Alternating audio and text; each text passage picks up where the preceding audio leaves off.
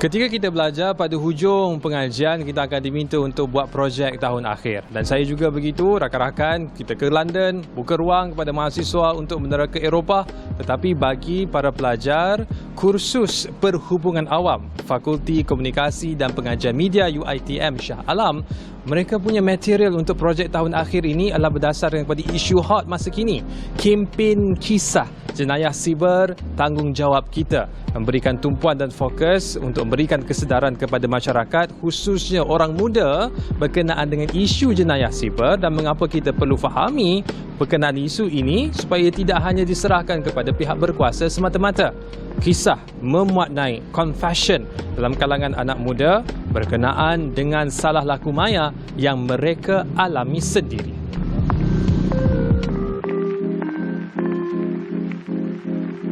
Hai everyone, so hari ni I nak menceritakan tentang kisah scam I dengan I kena scam dengan best friend I sendiri, okay? So ada satu hari ni dia call I and dia kata macam emergency, dia kata mak dia nak kena buat operation. So boleh tak kalau nak pinjam duit sikit dekat I, daripada I. Pasal macam oh okay, sebagai kawan I macam mestilah nak tolong kan. And I pun rapat dengan mak dia, so macam I nak sangat tolong. Okay, so I dah transfer that amount of money yang dia minta tu dekat account dia lah. Okay, but then after few days I keluar, I terjumpa mak dia dekat luar. Pasal macam tanyalah, aunty dah sihat ke? Aunty dah keluar hospital apa semua kan? Pasal aunty tu macam, aunty tak duduk hospital pun, aunty kat rumah je, aunty okey je apa semua kan? And then dia, pasal macam katalah, and then what about the money yang anak aunty minta dekat saya? Pasal mak dia kata, anak aunty dah 3 minggu tak balik, aunty call tak dapat. Okay, so I pun try call dia, tapi dia tak angkat. So maknanya I dah kena scam dengan kawan I sendiri. I keluar dekat mall dengan kawan I kan. Lepas tu macam biasalah, bila makan seorang bayar and then kita transfer balik kan. And then waktu tu I pakai public wifi. Lepas tu I pun buatlah online transaction tu dekat kawan I kan. Lepas tu nak dijadikan cerita, I check duit balik dalam akaun I dah tak ada dah. Jadi I pun buatlah police report kan. Lepas tu polis pun ceritalah sebab hacker dia dah dapat data I bila I guna public wifi tu. So dia dapatlah data I macam nama I ke password I macam tu. So yang paling penting orang kat sana, korang janganlah guna public wifi untuk buat sebarang transaksi online. Pastikan korang guna data korang sendiri ataupun korang guna hotspot.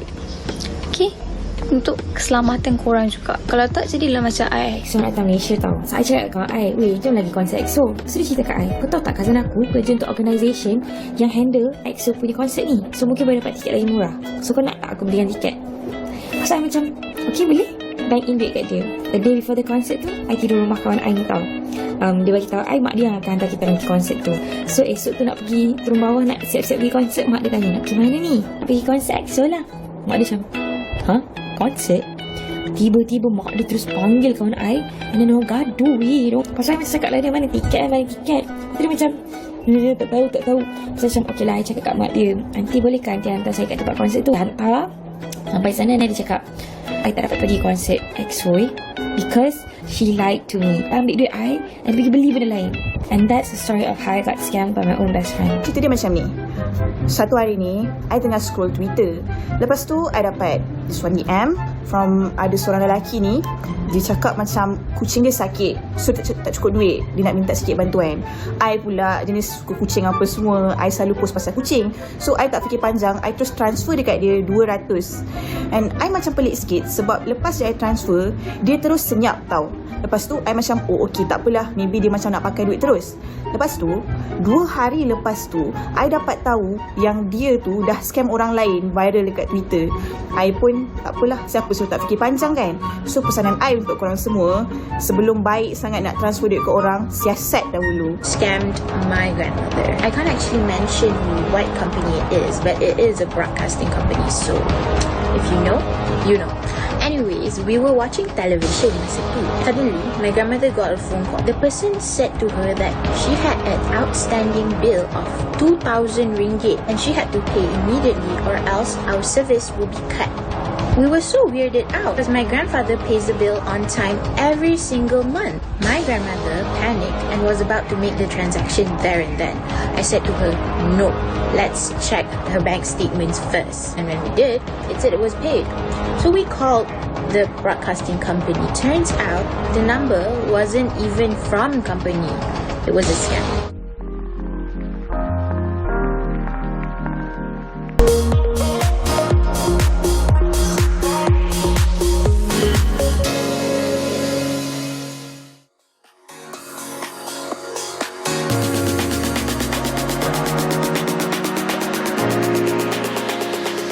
Darah Muda musim baharu dibawakan kepada anda dengan kerjasama rakan strategik Yayasan Peneraju Pendidikan Bumi Putra, dan ketika ini kita angkatkan kepada anda sebab baru sebentar tadi kita paparkan beberapa confession berkenaan dengan pengalaman generasi muda berdepan dengan situasi jenayah ataupun salah laku maya yang menyebabkan peningkatan statistik mengikut apa yang dilaporkan oleh Cyber Security sepanjang tempoh 2019 hingga 2020, peningkatan sehingga 100% laporan yang dibuat kepada MC-MC berkenaan dengan salah laku secara maya, dan perkara itu membimbangkan walaupun sudah pun disedari oleh ramai orang bahawa buli itu salah, menipu itu salah, tetapi perkara itu masih lagi berluasan dalam masyarakat, dan itu merupakan sebahagian daripada kempen kisah, dan ketika ini kita bawakan kepada anda tulang belakang di sebalik tabir kisah itu sendiri. Bersama kami di studio ketika ini Saudari Sofia Amal Hamzah, Ketua Projek Kisah, dan Nur Zahirah Muhammad Arifin, Ketua Jabatan Perhubungan Media Kisah. Tak tahulah kenapa dijabatankan, saya tanya kenapa tak jabatan kuasa. Tapi apa pun penonton Darah Muda, apa yang anda lihat ketika ini, keceriaan di set Darah Muda dibawakan kepada anda dengan tajaan daripada Majlis Reka Bentuk Malaysia MRM yang merupakan sebahagian daripada agensi di bawah Kementerian Perdagangan Antarabangsa dan Industri MITI, yang ketika ini juga merupakan sebahagian daripada koleksi Arte Como yang mendapat anugerah Malaysian Good Design Award dan direka oleh pereka muda Muhammad Sujat Hasbullah 33 tahun dan dikeluarkan oleh syarikat tempatan Oasis Furnitures Industry Sdn Bhd. Dan kita kembali kepada tamu kita. Saya nak mulakan dahulu dengan istilah kisah itu sendiri. Walaupun bacanya KISAH lah, tapi A-nya tu lain macam. Saya mulakan dengan Sofia dulu. Kalau boleh jelaskan kepada kita berkenaan dengan kisah itu. Okay, Assalamualaikum. Nama saya Sofia, boleh panggil Sofia je. Basically kisah ni tujuan kita ni nak share pengalaman rakyat Malaysia, kisah bagaimana mereka kena cyber scam. Jadi kita mengambil kisah mereka kepada orang lain untuk memberi awareness lah on jenayah scam ni. So basically pronunciation dia kisah, tapi ejaan dia kita improvise sikit yang bahagian key tu, dia KEY, iaitu kunci. Englishnya key, yang merupakan basically kita brandkan dia sebagai kunci cyber scam, security. Sebab tu datangnya kisah. Baik, so itu kisah. Tapi soalan yang kedua juga sebelum kita lebih lanjut berkenaan dengan isu yang kita nak bangkitkan, berkenaan dengan projek ini, daripada mana inspirasinya, kenapa soal cyber security. Sekarang ni orang cerita pasal COVID, orang cerita pasal gelandangan, orang cerita pasal orang tak cukup makan. Kenapa pasal cyber security? Okey, mungkin Encik Irfan ataupun Irfan sendiri kan tertanya-tanya kenapa saya tak cukup encik ya. Saya sampai lagi lah. Okey, Irfan lah kan. Okey, Irfan je. Okey, mungkin Irfan tanya kan kenapa dalam banyak-banyak seperti dikata ada kelandangan, ada dari segi perpaduan semua, tapi kenapa kami memilih jenayah cyber? Sebenarnya jenayah cyber ni kalau kita tengok dari segi bermula dari pandemik, dari segi statistik, even tadi pun dah dikongsikan oleh Irfan sendiri kan, statistik jenayah cyber itu semakin hari semakin meningkat. Jadi itu menyebabkan kami tertarik untuk highlightkan benda ni. Sebab bagi kami bukan sahaja orang sekitar kita ataupun masyarakat Malaysia sendiri hadapi situasi ataupun terkena jenayah cyber terutamanya scam, tetapi kami sendiri sebagai pelajar juga pernah mengalaminya.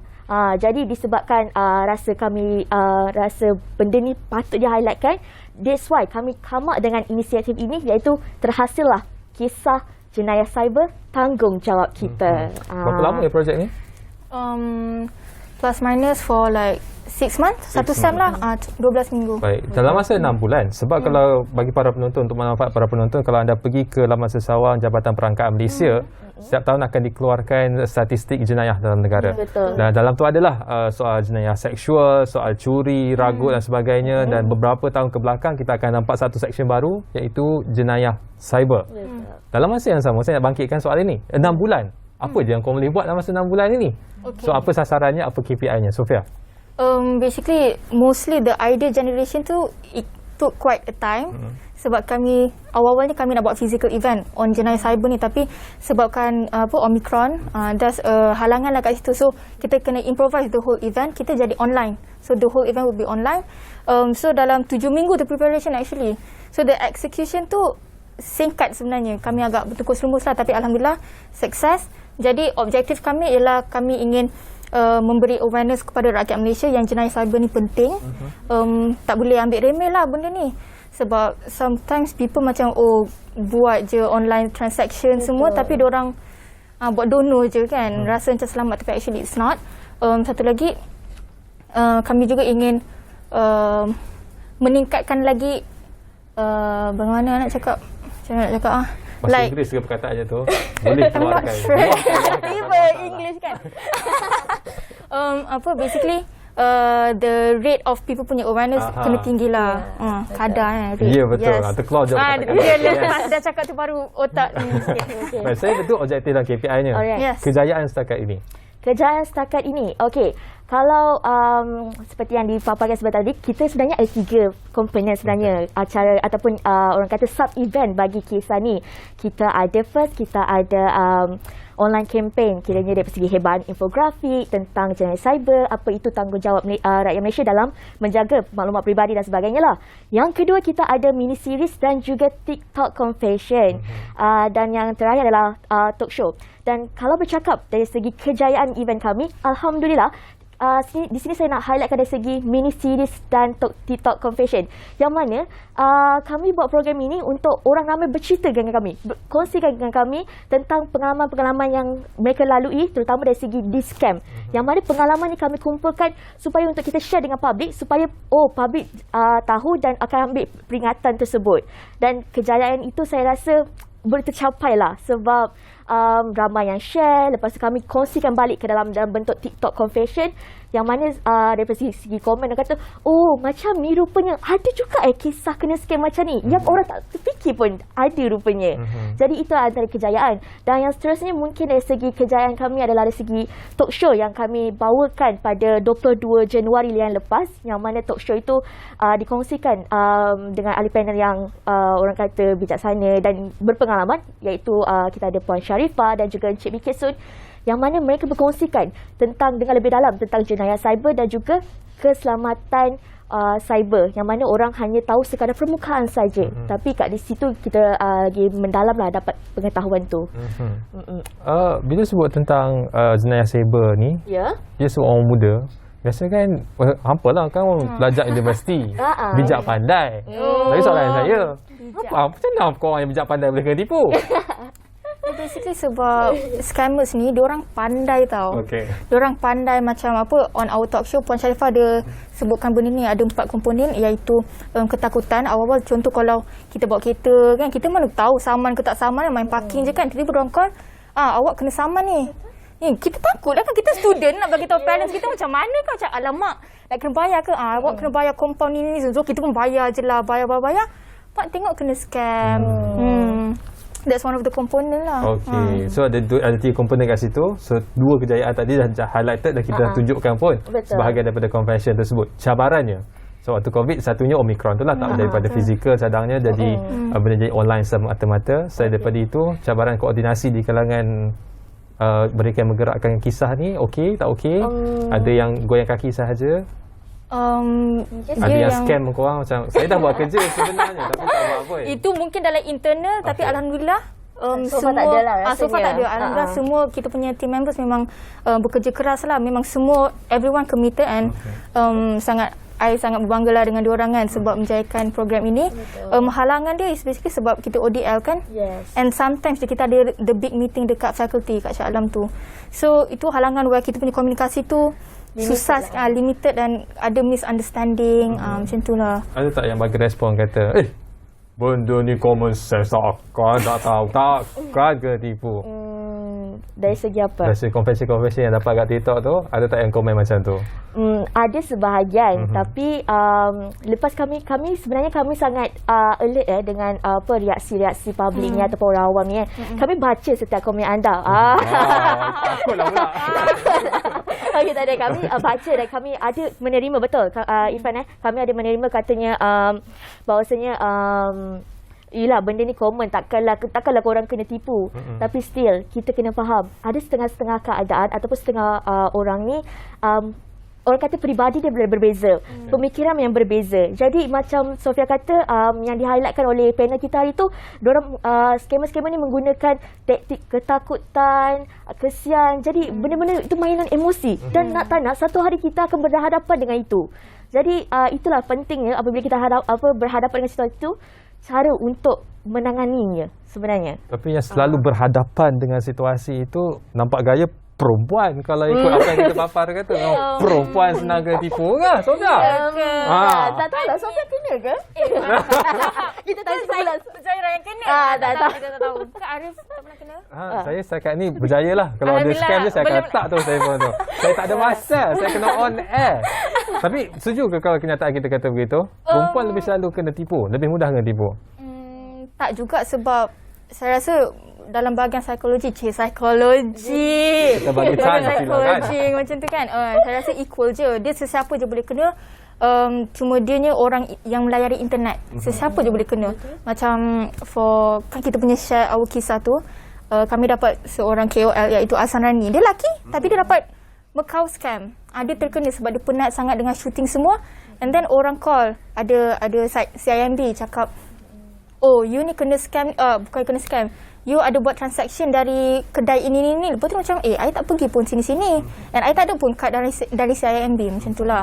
Lepas tu, dia macam, okay tak apa, I akan linkkan you kepada Bank Negara Malaysia punya pegawai penyiasatan. Lepas tu, apa-apa, after an hour, pegawai tu call, cakap, oh, you ada transaction ni. Lepas tu macam, saya tak ada ni. So, dia ceritalah kronologi, the whole ni. And then dia pun tak tahu lah, dia penat ke, dia pun macam lurus lah kot time tu kan, sebab dia sendiri cakap saya just menyampaikan. Dia cakap semua dia punya detail peribadi, bank apa dia guna, apa ni semua, sebab ialah Bank Negara Malaysia kan. Betul. So dia pun tiba-tiba pakai macam salah satu elemen yang Puan Ras cakap, kesian. Dia macam, oh kesian Tanta takut orang lain guna you punya nombor ni. Dia manipulate Ahsan Rani. So tiba masa dia nak dia ada cakap every time dia pergi bank kena keluarkan transaction. Bagi tahu dia macam, oh okay, so dia keluarkan transaction, dia cakap ni cakap. Tiba last the third bank dia pergi, tengok balance dia tinggal RM50. Lepas tu tiba dia call Bank Negara, dia cakap, kami ni tak ada pegawai penyiasatan, rasanya awak kena Macau scam ni, beribu-ribu kena scam. Dan itu timbul juga satu persoalan daripada saya, cabaran itu sebab yang confess tu ramai perempuan. So saya, for the sake of argument, saya cuba bersetuju bahawa samalah lelaki dengan perempuan dua-dua kena tipu. Tetapi kurang lelaki yang nak memberikan confession mereka secara publik. Apa you punya pandangan berkenaan dengan sikap lelaki yang kurang nak berkongsi pengalaman mereka itu? Okey, sebenarnya ada je yang berkongsi sebenarnya. Ada lah, tapi macam Irfan kata lah, kurang sangat. Dari segi orang kata psikologi, macam Sofia kata, memang dari segi psikologi perempuan ini lagi senang diperdaya lah katakan kan. Tapi tak dinafikan lelaki juga turut sebenarnya terkena dengan scam ini. Dan pada pandangan saya lah, kenapa lelaki tidak berkongsikan pengalaman mereka scam ni, mungkin dari segi kita kata sama ada orang kata lelaki ni terkenal dengan dah lepas-lepas lah, buat apa nak fikir lagi, betul tak Ifrain? Okay, move on to the next question. Saya sebenarnya daripada tadi lagi saya tengok soalan ni, so saya nak tanya lah. Ini soalan daripada penerbit kita. Kita saksikan antara konvensyen dimuat naik di media sosial kisah. Adakah ini genuine? Bagaimana semua materi ini dikumpulkan? Betul ke semua genuine ke semua berlakon je tu? Ke korang buka Reddit, cari kisah-kisah scam orang lain, lepas tu guys tolong bacakan. Ni rekod dah muat naik. Tak. Actually sebab bukan most lah, kebanyakannya lah kita punya kan kita punya share my kisah tu from comment dengan DM memang orang luar, memang orang yang kita tak kenal. Kalau nak check pun sesuatu memang tak ada followed by kita orang punya member, memang tak. So alhamdulillah kita orang punya campaign ni dapat berkembang lah ke orang lain semua kan, sebab kita dah share. So memang actually everything is genuine lah, diorang punya kisah tu. Sorry, silakan. Saya nak tambah sedikit lah dekat Sofia. Boleh? Irfan, Lagi jangan pasal encik abang je. Jangan. Okey, Irfan masih Irfan Tak adalah, saya nak tambah sedikit pada Sofia. Kenapa kami kata is Junin? Junin kau? Yes. Junin. Tak adalah, sebab sebenarnya selain daripada video-video tu, kami sebenarnya adaptasi ataupun kami ambil daripada mereka yang kongsi di ruangan komen ataupun DM kami. Jadi that's why kami kata itu adalah sebenarnya memang kisah benar. Sebab macam saya cakap, ada setengah orang takut ataupun malu nak berkongsi dari segi nak buat video ataupun yelah nak buat video. Okey, saya pernah kena scam. Of course lah, orang macam tak berani sangat. So kami ambil inisiatif kata, okey, siapa-siapa yang ada pengalaman boleh share dekat komen, dekat DM kami, dan kami sendiri akan ambil cerita anda dan dijadikan sebuah video ataupun TikTok macam tu. So projek ni dah selesai. Dah. Next step, adakah dia akan tergantung sepi begitu saja ataupun ada berdua ada perancangan untuk digerakkan oleh junior ataupun ada perancangan lain supaya dia tidak terhenti? Siapa nak mula? Sofia dulu, silakan. Saya mula dulu lah. Sebenarnya FYP ni is only for our final year project je lah, untuk satu sem tu. So every semester tu memang dah habis tu, habis itu. So our juniors akan develop a new event, ikut diorang punya ni lah, ikut klien mereka juga. So Instagram, Facebook yang kawan dah buat tu akan terdiam sepi. Ya, ataupun deactivate, I'm not sure. Tapi kita still ingin nak bagi awareness. So basically the update tu memang takkan ada. Tapi if people nak macam tahu anything about cyber scam, because we have infographic kat dalam tu, so mereka still boleh melayari kita punya Instagram tu. Webinar tu masih lagi online kan? Masih lagi video still ada dekat kan? YouTube. So, sorry, Zain nak tambah ke? Saya nak tambah sedikit. Mungkin Juni boleh kot sambung. Sebab apa? Hasut Kami mereka susah. kita macam sambung. Masuk. Tak adalah, sebab kami menggunakan kisah 21 dan tak mustahil kita ada kisah 22. Kisah 22. Kisah 23 kita tak pastilah. Tapi mungkin saya tak rasa event kami terhenti setakat ini saja. Sebab apa saya cakap kan, untuk pengetahuan semua, event kami ada juga kerjasama sedikitlah dengan pihak Majlis Keselamatan Negara. Jadi mungkin pihak MKN akan teruskan lagi kempen ini kalau ada sambutan, dan rasanya bila jenayah cyber ini makin meningkat balik. Kita tak tahu kan, sekejap dia okey, sekejap dia tak. Jadi akan berkekalan sebenarnya event ni. Baik, dan seterusnya, memandangkan anda sudah pun melakukan projek ini selama 6 bulan, 6 minggu, 7 minggu, 6 bulan.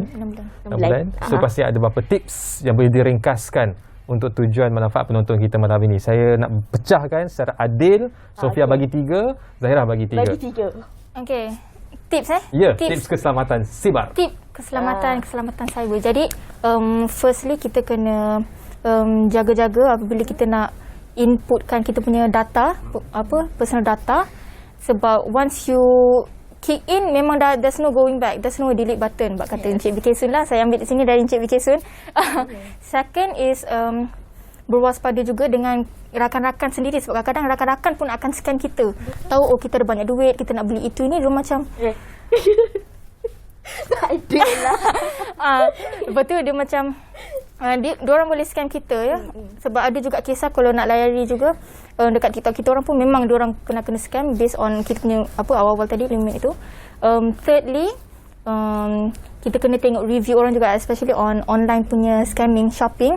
Kita tengok review, buat research dulu, jangan main beli je. Kena buat research, tengok dia ni dapat defect, dia ni bagi kualiti lain lah. Tu basically kena scam jugalah kan. So mereka kena berhati-hati lah. So 3, Zahirah, silakan. Tips lah kan. Yes. Tips. Tentang apa tadi? Tentang apa? Tips keselamatan cyber. Tips keselamatan cyber. Fokus nak habis. Tak ada lah. Tips keselamatan cyber. Okay. Berdasarkan saya sendirilah, kita join talk show semua. Memang betul. First, tadi kita dah dengar Sofia dah bagi 3. So saya kena tambah lagi 3 sebenarnya. Tambah lagi 3, boleh adil. Okay. Kena berbeza ke? Berbeza lah. Sama. Mana boleh tiru. Webinar bukan main pancang. Tak ada 3 lagi. Okay.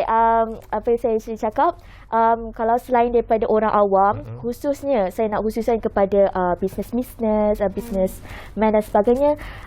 Sebab sekarang ni kita trend sekarang, kita ada satu orang kata virus yang dikenali sebagai ransomware. Jadi sebenarnya suka saya nak panggil syarikat-syarikat untuk highlightkan benda ni dan tahu sebenarnya data-data syarikat sebenarnya kena dijaga dan kena ambil langkah keselamatan mengelakkan ransomware ni. Dan yang kedua, apa yang saya boleh cakapkan, jangan kita rasa kita takkan pernah kena scam. Jangan pernah rasa macam tu. Sebab that's why kita tak tahu masa akan datang, mungkin kita dalam keadaan yang bingung.